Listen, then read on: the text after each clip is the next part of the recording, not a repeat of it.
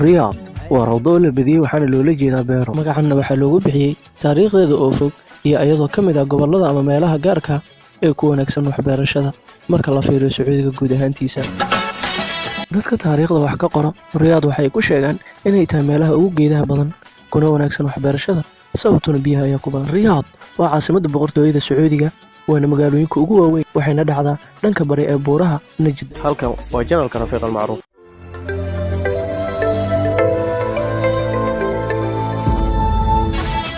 waxaa ku yaalo xarunta madaxtooyada ee amarka dalka dhan uu ka soo baxo waana goobta ugu badan ee boqortooyada saldhiggeedu uu yahay waxaana ku yaalo safaaradaha wasaaradaha iyo xarumaha ugu badan ee dowladda guud ahaan Riyadh waxay ka kooban tahay 15 degmo walba waxay leedahay maamul gooni ah taasoo lagula xisaabtamayo waxyaabaha uu qabtay waxaana si guud ahaaneed u kontaroolo wasaaradda horumarinta deegaanka Riyadh waxay leedahay ahmiyad gaar ah taas oo dhaqaalaha iyo dhismaha ku aadisan. Riyadh waxaa lagu tiriyaa caasimadaha si dhaqsi ah ku faafay marka la eego xagga bid ahaanta waxayna ku fadhisaa 1435 kiiloomitir iskuweer ah.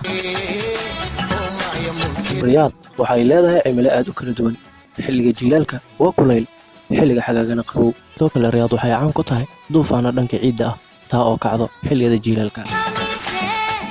horumarkii tiknoolajiyadda la gaaray Riyadh maanta waa magaalo casri ah iyadoo xilligii hore ahayd magaalo qadiimi taasoo sabab u ah badashada xagga dhismaha horumarka dhanka dhaqaalaha iyo bulshadaba taasoo ka dhigtay Riyadh meelaha ugu muhiimsan ee boqortooyada. Riyadh waxay xarun u tahay maalgeliyayaasha caalamka kuwaas oo maalgashanaya waddanka si ay dhaqaale badan ay uga abuuraan bulshadana waxay u noqotay kobaca dhanka dhaqaalaha ah kobaca bulshadana waxa uu gaarayaa ay ku nool caasimadda 1 milyan iyo bar. Riyadh waxaa ka howlgala warshado iyo shirkado aad u fara badan kuwaas oo ka mid ah shirkadda soo saarta aluminiyumka iyo midda badaroolka baartaba taas oo ka dhigayso dakhliga magaalada inuu aad u sareeyo.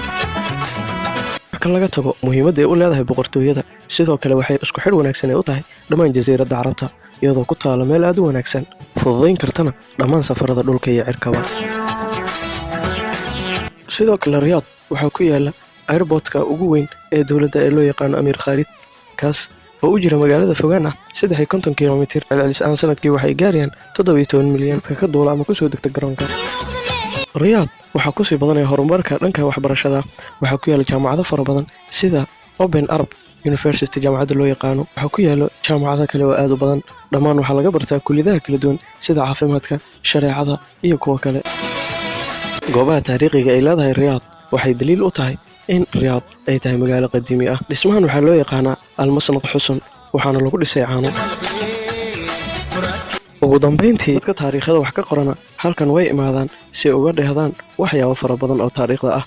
taariikhdan qaarkood waxaa la ilaalinayay tan iyo 1902 sidoo kale waxaa ku yaala taawarka dowladda oo lagu tiray kan saddexaad ee dunida ugu dheer. intaas ayaan kusoo gabagabaynaynaa barnaamijkeena maanta haddii fikir dheeri aad hayso waad noo soo gudbin karaysaa.